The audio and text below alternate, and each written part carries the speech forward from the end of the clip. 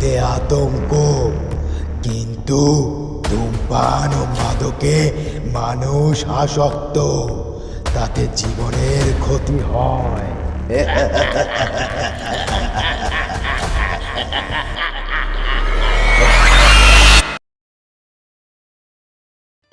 সৌর্যের আখ্যান। এখানে সব ধরনের বাংলা গল্প শোনানো হয়। ঝুপঝুপ বৃষ্টি পড়ছে, ঘুটঘুটে অন্ধকার, এক হাত দূরের কিছু দেখা যায় না। খানিকটা আগে চৌকিদার ঢাকা দেওয়া হ্যারিকেন হাতে, আমার হাতে 4 সেলের টর্চ, পিছনে দুটো কনস্টেবল, দুপাশে ধুধু ধানি জমি, এবড়ো খেবড়ো আলপথ, মারাত্মক পিছল, একটু অসাবধান হলেই কাদায় গড়াগড়ি। চৌকিদারকে বললাম, কিরে আর কতদূর? হুইজে। শুনছেন ত্রিদীপ চট্টোপাধ্যায় রচিত ছায়াময়ী। হ্যাঁ, টিমটিমে একটা আলো এতক্ষণে দেখা যাচ্ছে বটে। যাক, এবার তাহলে এসে গেছি। যেই সময়ের কথা, তখন মেদিনীপুর জেলার ওইসব এলাকা যে কি দুর্গম ছিল তোমরা ভাবতেও পারবে না। আমি সবে জয়েন করেছি সুতাহাটা থানার সেকেন্ডে অফিসার। বাহন বলতে সাইকেল, তাও শুকনোর সময়। বর্ষাকালে হাঁটা ছাড়া গতি নেই। থানার এলাকা ছিল বিরাট, সে তুলনায় পুলিশ ফোর্স খুবই কম। কোথাও বড় গোলমাল বাঁধলে খবর পাঠাতে হতো এসপিকে রিজার্ভ ফোর্স পাঠাতে। এখন বডি কোথায়? ঝুলছে, হাত দিতে দেয়নি। চলো। সন্ধ্যের মুখে রওনা হয়েছি। এখন প্রায় 8টা বাজে। প্রায় মাইল পাঁচে কোনো রাস্তা নেই, ওই আলপথ ধরেই এগোতে হয়েছে।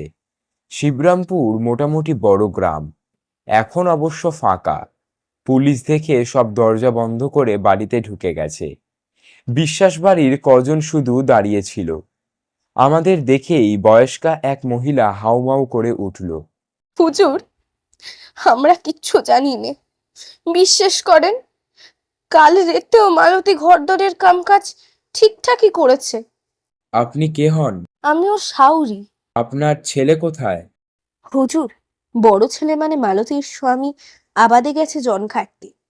মেজো আর ছোট এখানেই ছিল, সকালেই পালিয়ে গেছে। পালিয়ে গেছে? কেন? হুজুর, আপনাদের মানে পুলিশের ভয়। সত্যি বলছি হুজুর, কি করে যে কি ঘটে গেল বুঝতে পারছি না।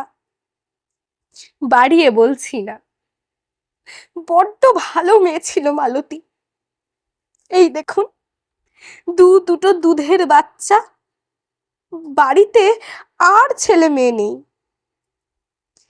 বড় ছেলেরই খালি বিয়ে হয়েছিল, মেজোটার এই অঘ্রাণে। এরা কারা? হুজুর, এই আমার বড় মেয়ে জামাই, কাছের গ্রামে বিয়ে হয়েছে, খবর পেয়ে চলে এসেছে। আর ইনি মেয়ের শ্বশুর শাউরি, বেয়াই বেয়ান। বড় বউয়ের বাপের বাড়িতে খবর দিয়েছেন? মালতীর বাপের বাড়ি অনেক দূরে হুজুর, রামনগরের কাছে। আজ সকাল থেকে যে অবস্থা হচ্ছে, ভেবেছিলাম আজ সৎকার করে কাল সকালে ছেলেদের। হায় রে, কেন এমন করলি রে মালতী? ওরে, তোর কি দুঃখ ছিল রে মনে? শুনুন, বডি আমরা নিয়ে যাব। আত্মহত্যা, অপঘাত, মৃত্যু, বোঝেন তো? না না, কেঁদে লাভ নেই। পুলিশের কাজ আমাদের করতেই হবে। কাল সকালেই ওর বাপের বাড়ি খবর পাঠাবেন। ওর বাবা মাকে থানায় দেখা করতে বলবেন। আর আপনার ছেলেদের বলবেন নিজের ভালো যদি চায় থানায় আসতে। পড়াম, বডি নামাও। চৌকিদার কোথায় গেল? স্যার, ভ্যান আনতে গেছে।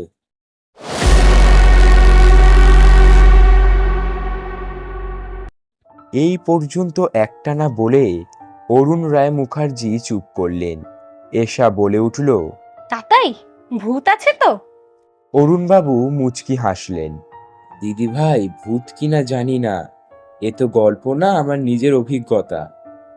অম্মেষা লাফিয়ে উঠল। না তাতাই, ভূতের গল্পই চাই। দিদি সোনা, ভূতের গল্প আমি জানি না। অরুণবাবু বললেন। পুলিশের কাজ করতে গিয়ে যেসব অদ্ভুত ঘটনা দেখেছি সেগুলোই বলি তোমাদের। এটা তেমনই একটা। বাবলু বলল। মেসমশাই, আপনার চা জুড়িয়ে গেল। হ্যাঁ, খাচ্ছি। তার আগে এক গ্লাস জল। এক নিঃশ্বাসে জল শেষ করে চায়ে চুমুক দিলেন অরুণবাবু। গরম বেগুনিতে বড় কামড় মেরে বললেন, ভূতে আমিও বিশ্বাস করতাম না, কিন্তু নিজের চোখে যেসব দেখেছি সেগুলোকে আর যাই হোক চোখের ভুল বলে উড়িয়ে দেওয়া যায় না। দিলীপ বলল। তার মানে এখন আপনি বিশ্বাস করেন? এই ঘটনাটার শেষটুকু শোনো। আসলে কি জানো, মানুষ তো আর যন্ত্র না। যন্ত্র বন্ধ হলো, মানুষ মরে গেল, সব শেষ, এই ধারণা আমার মনে হয় ঠিক না। অরুণ বাবু, আপনি আগে খেয়ে নিন তো। রান্নাঘর থেকে এশা ঠাকুমা বললেন। বেগুনি ঠান্ডা হয়ে যাচ্ছে। চুমকি, এই থালাটা নিয়ে যাও।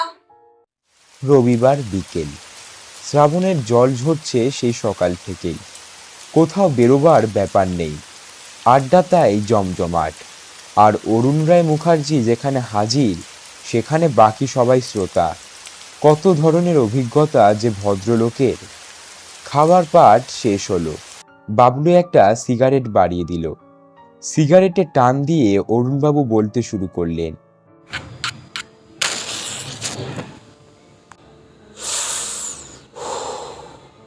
লাশ নামিয়ে ভ্যানে তুলে ফিরতি পথে রওনা হলাম। চৌকিদারকে বলে এলাম কাল সকালে বিশ্বাসবাড়ি ছেলেদের থানায় হাজির করাতে। আলপথ দিয়ে আর যাই হোক সাইকেল ভ্যান চালানো সম্ভব নয়। শবদেহের ওপর তেরপল চাপিয়ে সামনে টানছে চালক, পিছনে ঠেলছে আমার দুই সেপাই। বৃষ্টি ধরে গেছে, মেঘ কেটে গিয়ে চাঁদ উঠেছে। ধান খেতে অবিরাম ব্যাঙের ডাক, ঝিঝির কানে তালা ধরানো শব্দ। দু চারটে জোনাকিও উকিঝুঁকি মারছে ঝোপে ঝাড়ে। রাত থমথম করছে। দুধারে জলমগ্ন ধান ক্ষেত, খালবিল ঝিলমিল করছে জ্যোৎস্নার রূপলি আলোয়। পিছনে ওরা আসছে, একের পর এক সিগারেটের টান দিতে দিতে আমি সামনে। মাথায় নানা রকম চিন্তা। ওই মহিলার কথাবার্তা কিরকম অসংলগ্ন লাগছে না? বড় ছেলে আবাদে কাজ করতে গেছে, বাকি দুই ভাই এখানে। তারা পালালো কেন? বউটা আত্মহত্যাই করলই বা কেন? দুটো বাচ্চা আছে, শাশুড়ি বলছে কাল রাতেও সব ঠিকঠাক চলেছে। গ্রামের লোকেদের পাওয়া গেল না। দেওর শাশুড়ি অত্যাচার করেনি তো, তাই বা করবে কেন? বড় ছেলের বউ বাচ্চা রেখে বেশি আয় করতে গেছে, তার টাকাতেই তো সংসার চলে। ভাবছি আর ভাবছি। কাল সকালে পোস্টমর্টমের জন্য বডি পাঠাতে হবে মেদিনীপুর জেলা শহরে। ওখান থেকে রিপোর্ট পেতে পেতে আরো দুদিন। করণীয় যা কিছু তারপর। শরীর আর চলছে না। আজ সারাদিন যেন ঝড় বয়েছে। সেই কোন ভোরে দৌড়ানো শুরু হয়েছে। এখন কোয়ার্টারে ফিরে একটু টান হতে পারলে আহ কি আরাম। থানার বড়বাবু মানুষটা খুব ভালো। উনি আসতে চেয়েছিলেন, আমি দেইনি। থানায় সাব ইন্সপেক্টর সাকুল্য দুজন, ওসি ও আমি। তাই এ ধরনের কেসে যে কোনো একজনকে আইও অর্থাৎ ইনভেস্টিগেটিং অফিসার হিসাবে যেতেই হবে। থানায় ফিরতে ফিরতে রাত 12টা। ডায়েরি কেস রিপোর্ট লিখে বড়বাবুকে সংক্ষেপে জানিয়ে কোয়ার্টারে ফিরলাম যখন ঘড়ির কাঁটা একটা ছুঁই ছুঁই। ডেড বডি ঢাকা দিয়ে রাখা হয়েছে থানায় লাগোয়া আস্তাবলে। দুজন সিপাহীকে পোস্টিং করে দিয়ে এসেছি। তারা রাত জেগে পাহারা দেবে। আস্তাবলের কোনো দরজা নেই তো? আস্তাবল কেন বাপি? তোমাদের থানা ঘোড়া ছিল না? চুমকি বলে উঠল। আগে ব্রিটিশ আমলে ছিল, তখন তো ঘোড়াই একমাত্র বাহন। অরুণবাবু বললেন। পরবর্তীকালে সাইকেল, জিপ, মোটর সাইকেল সব ওই আস্তাবলেই থাকতো। আমি যখনকার কথা বলছি তখন সুতাহাটা থানার ভেহিকল বলতে একটা মাত্র জিপ আর খানকত সাইকেল। পাহারা দিতে বলে এলেন কেন? বাবলু বলল। আস্তাবল তো থানা ক্যাম্পাসের মধ্যেই। ক্যাম্পাসের মধ্যে হলেও থানার পাঁচিল ভাঙাচোরা যখন তখন শেয়াল কুকুর ঢুকে পড়ে। আপনাদের কোয়ার্টার থানা থেকে কত দূরে? থানার মধ্যে ওই ক্যাম্পাসেই। ওসি সেকেন্ড অফিসার এদের দুজনের কোয়ার্টারই। বাকিরা লোকাল বাড়ি থেকে ডিউটি করতে আসতো। থানার পিছনে পরপর দুটো কোয়ার্টার। হ্যাঁ, যেখান থেকে বলছিলাম।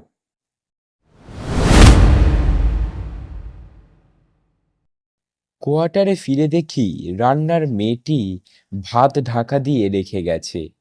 তখন আমি একা লোক। ওই মেয়েটি বড়বাবুর বাড়িতে কাজকর্ম করে। আমার রান্নাবান্না টুকিটাকি কাজ করে দিয়ে যায়। শরীর মন বিছানার দিকে টানছে, সর্বাঙ্গ অবশ। কতক্ষণে শোবো? তাড়াতাড়ি চান করে খেয়ে বিছানায় লম্বা হলাম। শুতে না শুতেই গভীর ঘুম। কতক্ষণ কেটেছে জানি না। ঘুমের মধ্যে হঠাৎ আমার নাকে ভেসে এলো মিষ্টি গন্ধ, ওডিকলনের। আমি কোলবালিশ জড়িয়ে পাশ ফিরে শুলাম। আবার গন্ধ, একেবারে কাছে। ঘুম চোখে জড়িয়ে আছে। অতি কষ্টে চোখ ফাঁক করলাম। ঘরের মধ্যে জ্যোৎস্নার আলো আর আর একটা ছায়া জানলার শিক ধরে দাঁড়িয়ে আছে। কে কে? পাশ ফিরেই উঠে বসেছি।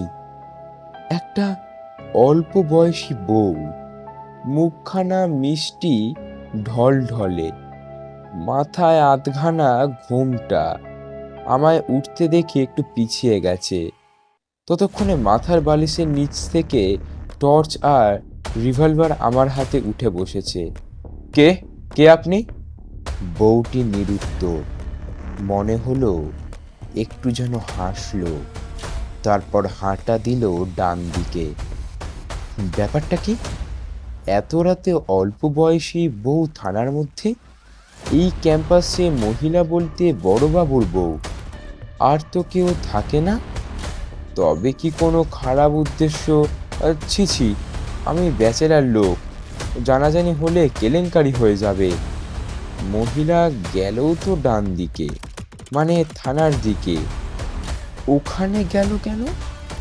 এখন তো থানার ডিউটি অফিসার এএসআই শেখর আর একটা আর্মড গার্ড। আস্তা বলে ওই দুটো সেপাই। শেখরের আবার কোন দোষ? তাড়াতাড়ি জামাটা গলিয়ে লুঙ্গির ওপর রিভলভার গুজে টর্চ নিয়ে আমি দরজা খুলে বেরিয়ে এসেছি। জ্যোৎস্নার আলোয় ধুয়ে যাচ্ছে চারিদিক। আমি হনহন করে হাঁটতে থাকি। না, কোথাও কেউ নেই। থানার গেটে টুলে ঢুলছিল রাইফেলধারী গার্ড। আমার পায়ের শব্দে ধুরমুড়িয়ে দাঁড়িয়েছিলাম ঠুকলো। ভিতরে একা শেখর টেবিলে মাথা রেখে ঘুমোচ্ছিল। একবার ডাকাতেই তড়াক করে উঠে দাঁড়ালো। স্যার, এসো আমার সঙ্গে। গভীর রহস্য। এই দিকেই তো এসেছিল বউটি। এত তাড়াতাড়ি তো চলে যেতে পারে না। হাওয়ায় মিলিয়ে গেল নাকি? শেখরকে নিয়ে দুজনে থানার দক্ষিণ দিকে এগোলাম। থানার পরেই আস্তাবল। সেই দিকে এগোতেই আমাদের চোখ কুস্তির। আস্তাবলের বাইরে দুই সিপাই টান টান হয়ে ঘুমোচ্ছে, আর 4-5টা শেয়াল মহানন্দে টানাটানি শুরু করেছে লাশটাকে নিয়ে। অনেকটা নিয়েও এসেছে। মানুষের শব্দ শুনে লেজ তুলে দৌড়ালো।